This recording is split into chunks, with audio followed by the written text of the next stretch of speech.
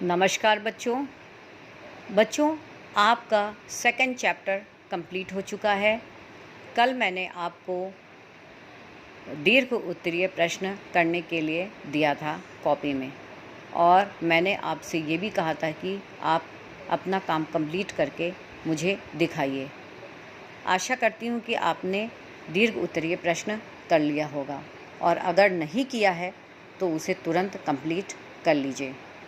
आज मैं आपको लघु उत्तरीय प्रश्न यानी शॉर्ट आंसर टाइप क्वेश्चन, अति लघु उत्तरीय प्रश्न very short answer type question, निश्चित उत्तरीय प्रश्न डेफिनेट आंसर टाइप क्वेश्चन और बहुविकल्पीय प्रश्न यानी मल्टीपल चॉइस क्वेश्चन के बारे में बताऊंगी।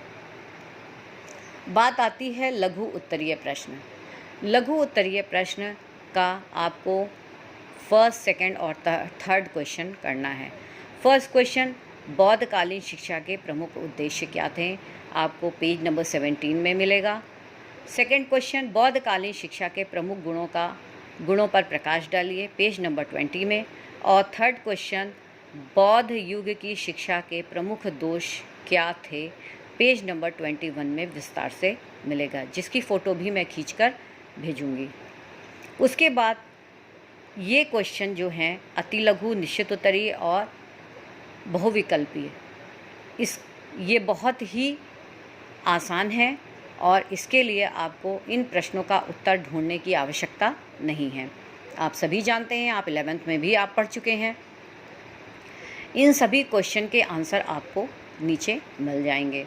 अति लघु उत्तरीय प्रश्न जितने भी हैं जिनको मैंने पेंसिल से टिक किया है उनको आपको कॉपी में करना है, और उसका आंसर भी नीचे दिया हुआ है।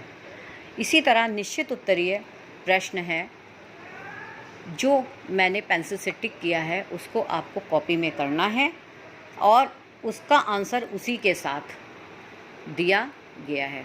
उसके बाद आता है बहुविकल्पीय प्रश्न। ये सारे आपके बहुविकल्पीय प्रश्न हैं जिनको आपको टिक किए हुए प्रश्न को कॉपी में उतारना है और उसका आंसर लिखना है। उसका आंसर यहाँ पर दिया हुआ है, तो इस आंसर को आप टिक करोगे और कॉपी में वही क्वेश्चन करोगे जो मैंने बुक में निशान लगाया है। इतने क्वेश्चन को आप कॉपी में कंप्लीट करके मुझे सेंड करिए और ये दिखाइए कि आप अपना काम कंप्लीट कर रहे हैं। बच्चों, केवल पढ़ाने से कुछ नहीं होता। हमने आपको चैप्टर पढ़ा दिया और आपने उन सभी प्रश्नों के उत्तर को कॉपी में नहीं किया तो ये शिक्षा प्रक्रिया पूरी नहीं होगी।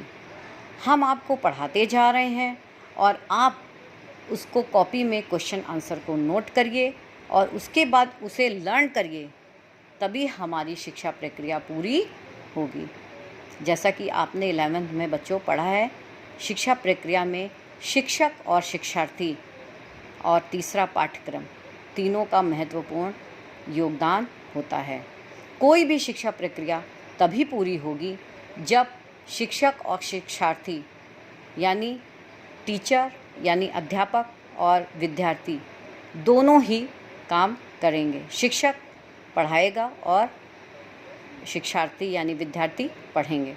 तो अब आपको क्वेश्चन आंसर नोट करना है। क्वेश्चन आंसर नोट करिए और उसको याद करना शुरू कर दीजिए, क्योंकि एग्ज़ाम के टाइम आपको ही लिखना है और कोई नहीं लिखेगा। इसलिए आप लर्न करना शुरू कर दीजिए। थैंक यू बच्चों।